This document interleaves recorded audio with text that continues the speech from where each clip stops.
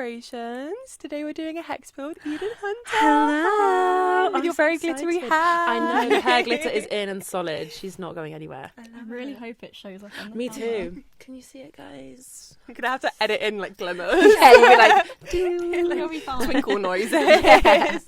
You're kind of making Hex Appeal history because you're the first person to come in entirely blind as to what is about to occur here. I honestly, you know that video of Debbie Ryan where she's like, and I told them I wanted to make history.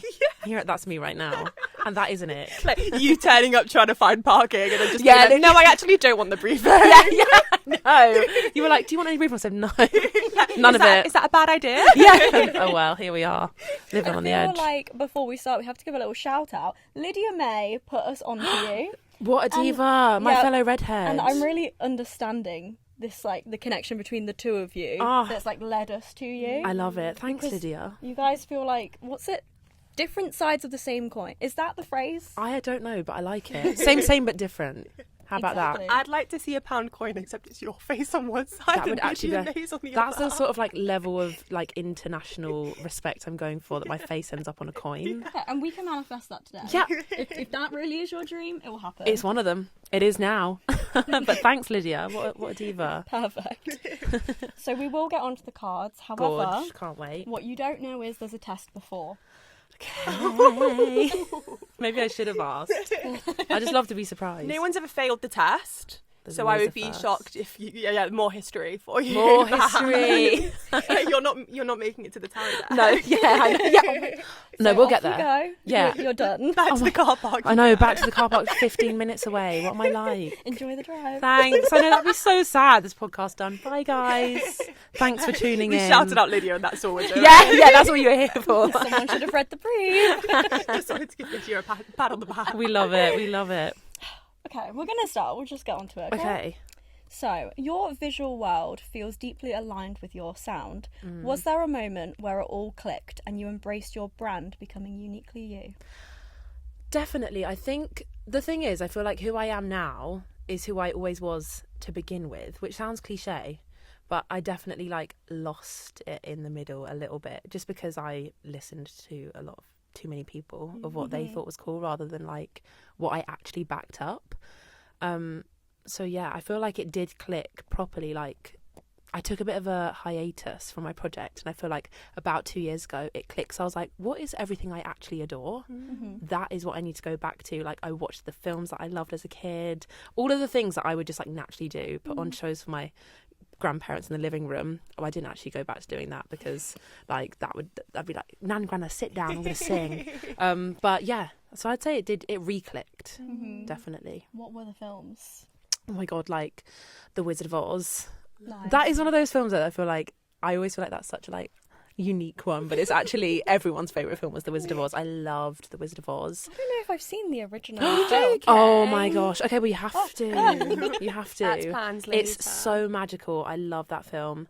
Other films I absolutely love was Aristocats. Oh, Now you're Love that film. we're You've talking hit her. Marie is like fully she's my blueprint of like Yes. womanhood. She's a big Love Marie her. spirit animal. No, for real. I have this teddy of her on my bed. Like she's been there forever. I have a teddy of her. Twins. Love. Is it going to be you guys on the coin?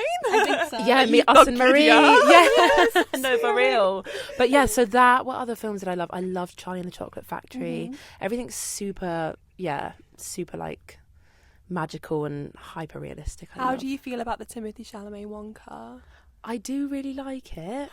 No, don't say It sounds but. like there's a thing there. I just think You just have the connection to the original. I do have the connection to the original, and I think it's very magical, but I just feel like there's like, I don't know, I think he did a great job, but there's just such a charm about the original. I don't know whether it's Yeah. because it was like, the nostalgia, The nostalgia, and the kind of yeah. the purity of yeah, it. I just think I was like expecting to come away. I think because I love the original. Yeah. You know, I'm someone that sets my expectations like through the roof always. Yeah. So it wasn't disappointed, but I wasn't like blown away. Yeah, it's one of my hyperfixation films. Is it? Do So, you like, love it? I walked away with with that sparkle, but I don't know how because I went That's into good. it went into it excited, but I went into it excited I think with a separate mind to Charlie in the Chocolate Factory because that's it what was I needed by the to same do. people as Paddington, so I was more excited for it like as a film. Yeah. Rather than a nod to the original. Yeah. But I do respect, which is wise. I respect I think. it. Yeah, I respect it. And I do think it's fantastic. It just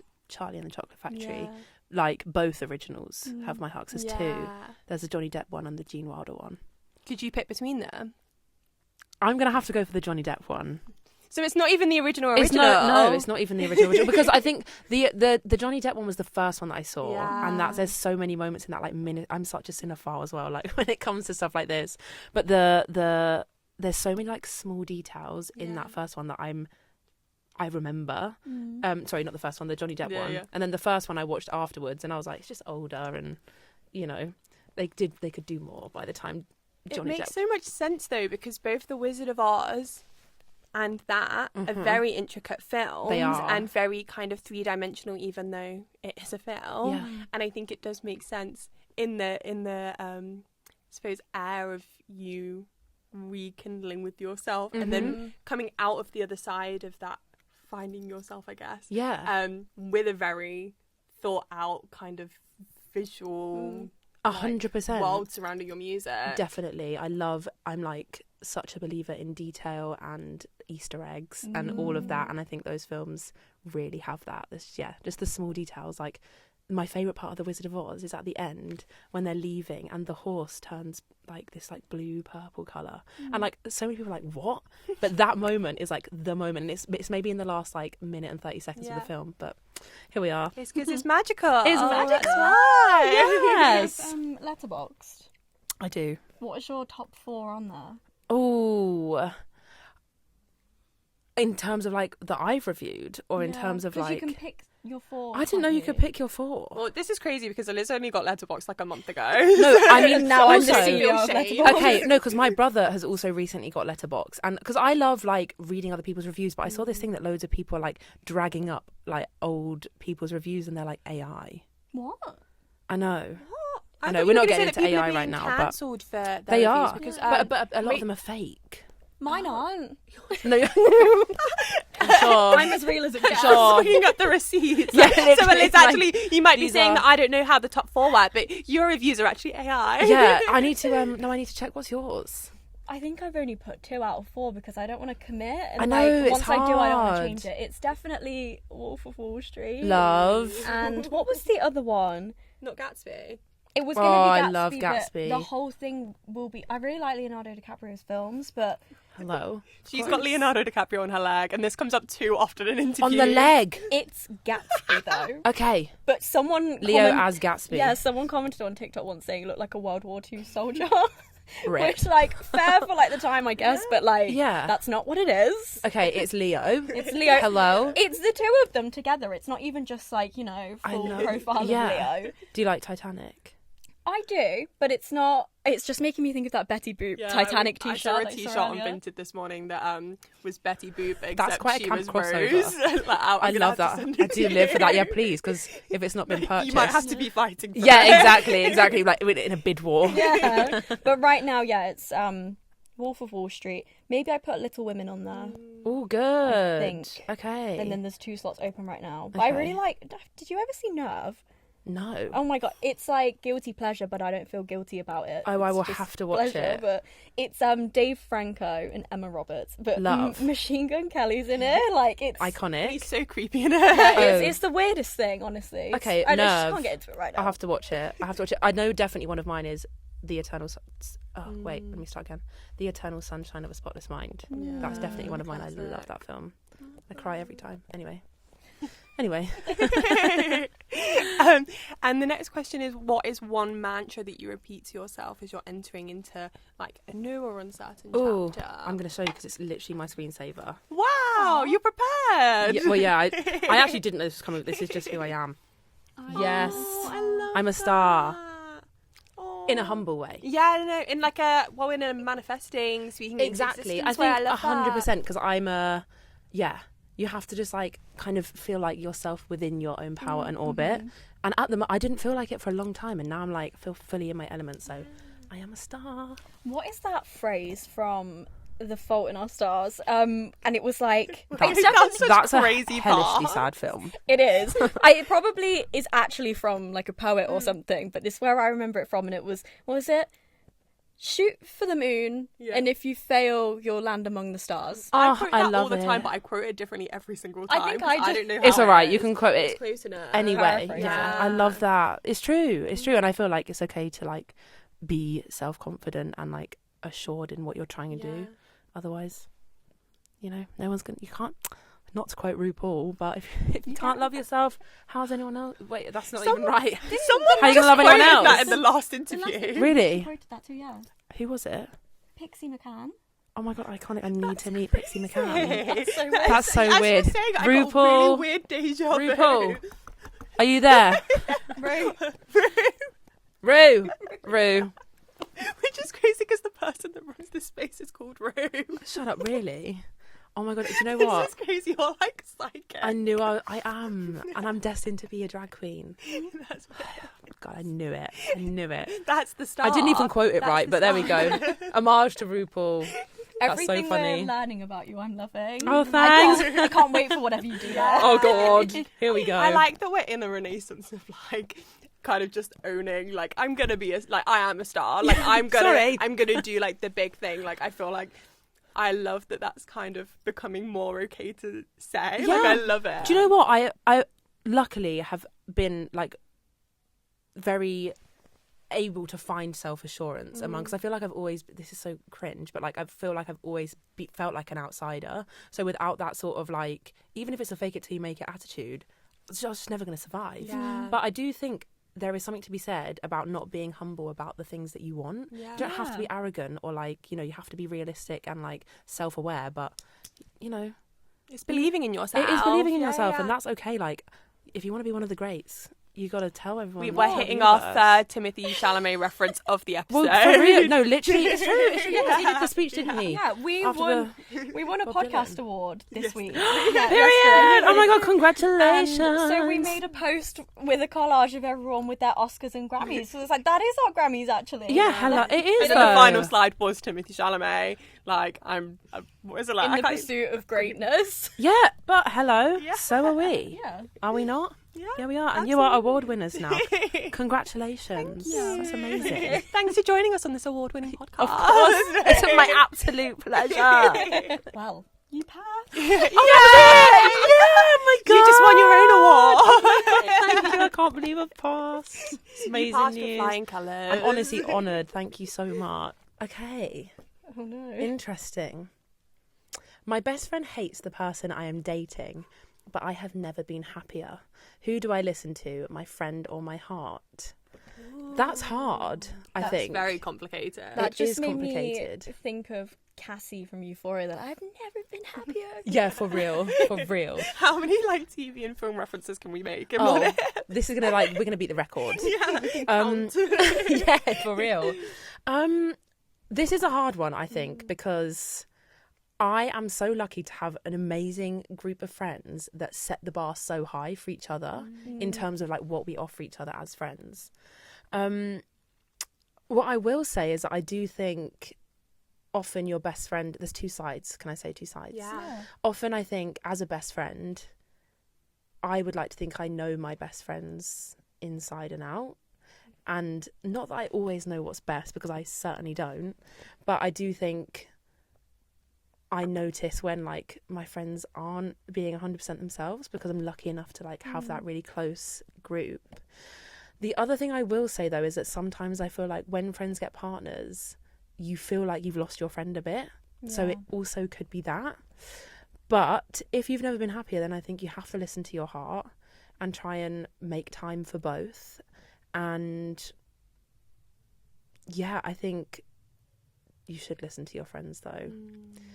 I am a mates before dates kind of girl. So are we. We're Yeah. very like sometimes a bit detrimentally Uh-huh. mates before Yeah, no, for dates. real. Yeah. I it's funny as well because I feel like my friends that are with their partners, like luckily there's only been a couple where I've been like it's only because they deserve more than what that person's doing. Let me read it again. My best friend hates the person I'm dating. Hates. That's the extremity, and I feel like typically known your friend longer than you've known the partner. Yeah, like exactly. I think that's the big like light bulb to me. It's like they've seen you before, kind of like what you're saying. So, like, they know. Also, for me, it's half the reason I feel like, not me making excuses, half the reason why I feel like I'm not with anyone is because I want that person to fit into my friendship group so seamlessly. So I'm actually going to have to just go with my end piece of advice would be, you should listen to your friend, because your friend has your heart, truly. I do wonder why. Like, what is the reason if they are okay with sharing? Because like, if you are like that good friends, hopefully you can have that conversation of like, what is the issue? Like, is it because you're there has to be a reason, or like, there has to be a reason, because this person is like a misogynist or something, you know, like the two opposites. Like, obsessed or a misogynist. Like that is the two moods. And if it's, you know, might be a bit different if it's just like, oh, you're spending too much time with them, so I automatically hate your partner, it's like, okay, there's a workaround. Because friends do get jealous, and I actually do pride myself on being an unjealous person, but there are like situations where you're like, oh my god, that person is not going to be everything for you. Like, don't forget about your friends. I do agree. Yeah, there's two reasons, isn't there? Like, are they actually just an awful person, or is the friend just feeling a bit left out? But I think listen to your friend, because ultimately your friend does know your heart fully. Yeah. And like a good friend wouldn't just say something like that.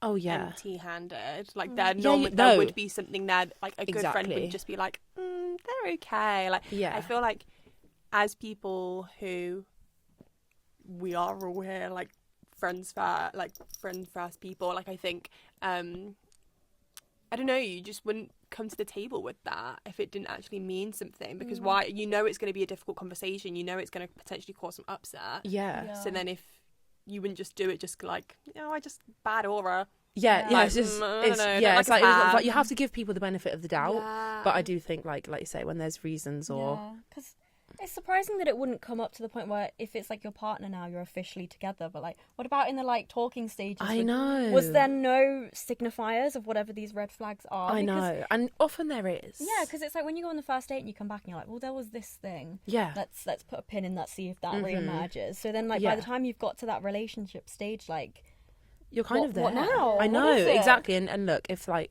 someone has hang-ups, you have to be able to like work through them, and if you can't, then it's not meant to be, I say. And I will be the friend to tell you. I will. That is another thing I will. Because you don't want to get to the point where something's happened and the whole time you've not liked the partner, and then you kind of have to be like, like, that's so surprising. I know. And like, you know what, this did happen with one of my friends, and like, oh my gosh, and then they split up, and then we were like, oh yeah, thank God, like we hated him and all of that, and then the next like 2 months they were like, we're back, and we were like, hey, how are you, nice to see you again. It's like it, and I won't spoil it in Tell Me Lies, where it's like every time every time Stephen does something ever, and it's like they're like either biting their tongue not to say it, or like they'll kind of break up for a bit and then get back together, and then it's like but everyone hates him. The older I get, the more I just can't hold on to like feelings like that card. Like even on like small scales, I just get to a point where I'm like, I don't want to hold that to me, where I'm like not telling you this, so I would rather say it, because I just think like it's not fair on anyone there. 100%, and it creates this like weird tension. And like I said, like I want to be friends with my friends' partners, and whoever I end up, please Lord, whoever I end up meeting, I want them to like fit into my friendship group. And there's nothing worse than a partner that like doesn't get along with your friends. I can't imagine anything worse. It's like hell. We're searching for my basically future brother-in-law here. Like there has to be the perfect person for you and for me. No, it does. It actually does though. It actually does. Like I love like a couple of my friends, like their partners. I love becoming friends with their partners and like hanging out with them and knowing that my friend is like totally fine with us like vibing. And feels comfortable that they can just leave their partner and we can have a great time. Like that's the ideal for me. Me, Eliz, and her ex were like the Three Musketeers. Like we were literally so like gang. That's the best. Yeah, that is the best. That's what we want. That's what we're striving for. I know. Power to them. Sorry. Or not. They're kind of nice. Oh, okay. Power to them then. Power to them. We love it. Except for blocking me on Coachella weekend. Oh, how many episodes is this going to go up in? Sorry, I can't. No, that's. I'm not. For no reason. Like there actually was no reason, and if I'd have done something, I'd say. Yeah. I feel time No, and I a trust half. you. I trust you. Yeah. like a year and a half later, on the one weekend that I would probably want to look at your stories, and you block me. Oh, that's rough. I know. Put that on a card. Yeah, exactly. My Your ex ex watched it got on me Coachella weekend.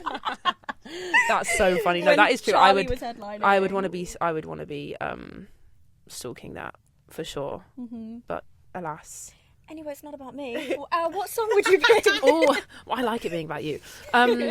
What song would I pick? I should have been thinking about this. Okay, wait. Okay, do you know what? I'm going to go for With Every Heartbeat by Robin. Do you know that song? I feel like yes and no. It's kind of one of those ones that either people like know or don't. I come back to that song like probably like twice a year and listen to it and like on repeat. I kind of weirdly like, it's like 4 minutes long. It's tragic, but like in the most like way. I run to it, and sometimes I cue it like 6 times, and I run until the next song comes on because I've been an absolute maniac. I feel like you're like a long lost like podcast sister of ours. Like when you say these things, I'm like, yeah, I get it. Yeah, I'm going to go with Every Heartbeat because it kind of covers a scope of emotions, and it also feels tragic. And this is tragic. Like whatever way you look at it, you're like torn. It's not a nice situation. It's not a nice anyone. situation, and the lyrics say it hurts with every heartbeat, and there we are. Oh. I And know, that's how a sometimes classic. friendship tensions can feel. Oh yeah, for sure. Yeah. It's awful. I can't even think of another like song. Like I I like know. to have one as well, and it's actually really difficult. It is really difficult. No. There No. aren't any thoughts There forming in my head. No. You chose a good one. Thank you. Yes. You should listen to it. No, I'm you going to win. promote Robin for a Sex. Love. That's the second time Robin has come up as well. Really? There's something about this seat, this day, your kindred spirits. What number? Is this seat number 7? It is. It's my lucky number. So, I know, Something's and I've got the number 7. I happening. feel like 7's everyone's lucky number, but I was actually born on May 7th. Oh, are you Taurus? I'm a Taurus. I nearly Are asked your star sign you? earlier because I was wondering. Wait, How what? interesting. When's your birthday? 26th of April. Oh my god, that's crazy. We're like, The coin. yeah, we are the coin. Tied together with Marie. Yeah, we love it. Okay, I love this. Amazing. It makes sense. Yeah. It does make sense. So, but number 7 really is my lucky number. I didn't just choose it; it chose me. Yeah. Before anyone says, "Oh, 7," I've got it tattooed on my arm, and I'm sat in number 7. I was born on May the 7th. What's your lucky Perfect. number? 14. Oh, I see. 777. Oh, you guys. The signs are crazy. This is crazy. Like the magic of these. I know. It's the Hex Appeal. Rue. He's here. He's here. Okay, we're going to stop this now. Okay. Do I go again? Yes, one more. Oh, thank God. I love it. Ooh. Well, I was thinking this one, but now I'm thinking this one. Ooh. Okay. Last minute swap. Okay. I just reached my dream goal, but there was actually no rush or satisfaction. Do I keep chasing the next big thing or learn to sit with gratitude? Ooh. Wow. God. That is so different from your first card. I know. Yeah. I love this. What a change of pace. I know. Literally. I just reached my dream goal, but there was actually no rush or satisfaction. That's really sad. Do I keep chasing the next big thing or learn to sit with the gratitude? I think you must sit with a bit of gratitude, because if that really is your ultimate dream goal, maybe there's no way to feel, but it kind of, I think sitting with gratitude can, like, we're too quick to chase the next big thing sometimes, especially because definitely something I'm learning is that, like, even if it didn't go as planned, it's always still a step ahead. And sometimes, you know, like I had a show on Thursday and I hadn't felt what I felt after that show in a long time. And I think it's because I just sort of been like too quick to rush to the next thing. So I would say learn to sit in the gratitude, because I think that feeling will eventually come. And I have the perfect song for this. Wow. It's just come to me. I'm going to say, do you know the song Vienna by Billy Joel? Yeah. That is the song for this, because if there is no rush or satisfaction, it means there's something bigger waiting for you. Yeah. And yes, you should keep chasing the next big thing, but learning to sit with gratitude is equally as important. We once, who said this to us in an interview? Sophie. We kind of, yes, Second Sophie. time we've mentioned Sophie today as well. We Gosh. asked Sophie, like, you know, do you ever stop and, what was it, smell the flowers? Yeah. With I your feel like success? the context as well is that we'd interviewed her like 3 years before, and then it was Okay. like a check-in. I love that. And she was kind of like to us, like, do you? And we were a bit like, no. Like, no. It's true. Okay. Yeah. But it stops you in your tracks. Yeah. Like, to think of something like that. Yeah, I think we only will kind of look back on like the year or something like that after like Yeah, a you period do. of time has passed, and then you're like, whoa, what just happened? Like so much was Definitely. going on. It's like it's hard to stop in the moment and know that you're doing something good as you're doing it. For sure, we're always on to the next thing. And I think also there's so much that changes. You have to like let these dreams like kind of feel like slightly malleable in a sense. Ultimately, yeah, there are like end goals for sure, but you do have to like, there's a lyric in a song by Oh Wonder, and I'm not going to quote it correctly, but it's basically about all the bits in between are actually the bits that count. Yeah. And it is true. Yeah. It is true, because if you don't enjoy those and you don't like let yourself indulge in those moments, you're actually not going to grow. Yeah. So yeah, I think sometimes the music industry and also like London is very very like linear and very goal focused, but I think that in itself is quite like difficult to manage when you're for sure. creatives, because I had for the longest time like it kind of felt like you'd like do an episode and then the episode goes out and then you're on to the next episode, and it kind of like feels like you're being like catapulted through life. Yeah. And I think it's like the fast-pacedness of both of those things working together, and I think the only way that you will get satisfaction out of reaching goals is kind of detaching the goal itself and looking at the period of Definitely getting there, and actually like forcing yourself to have a break between the goals, because otherwise they don't really you don't feel it. Like I know exactly how that feels. Like you don't feel it because you've just like powered through everything. Yeah, exactly. What's it? The finishing line keeps going. Yeah, forward, so and you're Yeah. like numb to it because you just keep hitting it that it doesn't mean anything. So I think it's really important to like force yourself to like stop and reflect on it. I think Definitely. like for us, for example, like we last year we would do like check-in episodes where it was just like us two, and we'd be like, so like this is everything we did in festival season, and like actually talk about Yeah. it, because it's like otherwise if you don't make the conscious effort and carve out the space to reflect and to feel proud, it's not just gonna happen. No, it's so like, true. It's so. I had this conversation with one of my friends who's like another musician, and they're doing amazingly. And we were just going through a few things. Like, oh, do you remember we did this? And was like, we've actually done so much. And like, there's never been a moment where I felt like behind. Well, actually, that's a big fat lie. I constantly feel behind. But as in terms of like, I've never gone, oh no, I've actually like backtracked a bit, and like I haven't made progress. Like, you know, you are consistently working towards something, even if you are sat in the stillness of it all for a bit. So we're yeah, so that's a quick nice to one. look at the downfalls and Yeah, the and upfalls. especially when- if something goes wrong, you're so quick to be like, oh, it's so annoying that went wrong, but know. you're not like, if you do something good, your first instinct isn't to be like, that was really good and I earned that. Yeah. Like, it's not the natural step. especially when you're like comparing yourself to other people are moving around you.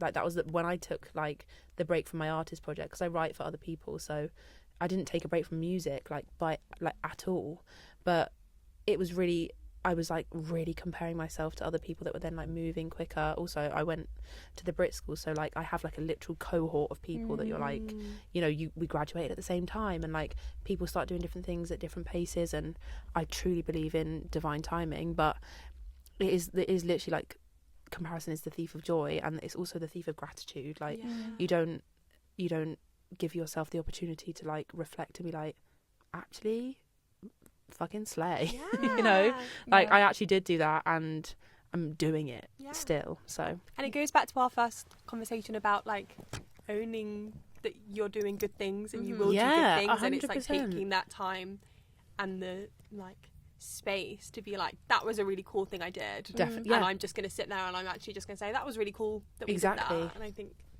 that's where happiness comes from as a creative. I completely agree. It goes back to your lock screen in the end. Yeah. Everything, the star. everything in this life comes back to my lock screen. It's not the first time I've heard that. Powerful lock screen. I know. I'm never going to be able to change it now. It's going to have to say that forever. Yeah, I think so. When I win my first thing, I'll be like, look, I told you. Like on the Grammy stage. Yeah, on the Grammys. Yeah, the Grammys stage, I'm like, here we are. What did I say? The same phone. Yeah, literally, yeah, same phone, battered phone case, smashed screen, me all over. Yeah, I love it.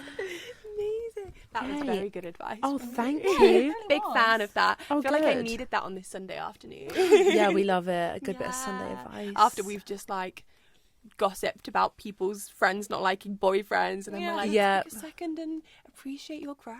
Yes. Meditative. For sure. It feels like when you, especially because we're in like the cinema, I have no concept of time right now. However, it feels like time well spent. I agree. That's all I know. Whatever it is, it was well spent. I agree.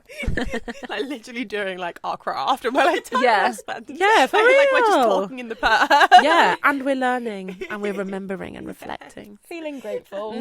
Thanks, you guys. Well, thank you. Thank you. Needed this. Well, we like to end these sessions with setting some intentions for what's coming up next or what you're doing at the minute. Yeah. Well, you've just released Showgirl, which feels like a very powerful statement to release at the start of the year. Yeah. And I guess if people haven't listened to it yet, what is like one message that you want either them to like take into it or to take away from it? I would say I wrote the song as like a commitment, and it's all about the pain and the passion that comes with being like a showgirl, basically. Kind of metaphorically, because I'm not like a burlesque queen, but like a showgirl. Drag queen another life with all this RuPaul like signaling. For sure. But somebody that is like, you know, committed to the show and like the element of the art and the discipline. It took me so long to write this song because it's like all very like contextually correct, and I think I want people to feel empowered by it, but also for me it's like it's humbling, like, and grounding in my own experience, and it makes me cut myself some slack, I think, because it's been a turbulent time, but all in a kind of like positive feminist. Thanks. Can you hear them cheering outside? Thanks, guys. I know. Feminism, yeah, let's go feminism. But yeah, I think it's meant to kind of make you feel like grounded within your own power and reclaiming some of the like not great things that have happened. At the end of the chorus, it just basically says like you'd give up anything at all to be what they call the showgirl, and it's true, and it's just a reminder of like the commitment that things will eventually work out the way they should. Yeah, so hopefully empowered, also humbled and grateful. Oh, I think those are all emotions that one takes away from that song. Oh, like, I'm glad. I'm glad. Very Seconded. glad. Yes, thank you. On a total surface level, I feel like there's two roads in front of you: the life of a showgirl, the greatest showman. Yeah. Do you know what? I just want to clarify, and I did make a TikTok about this.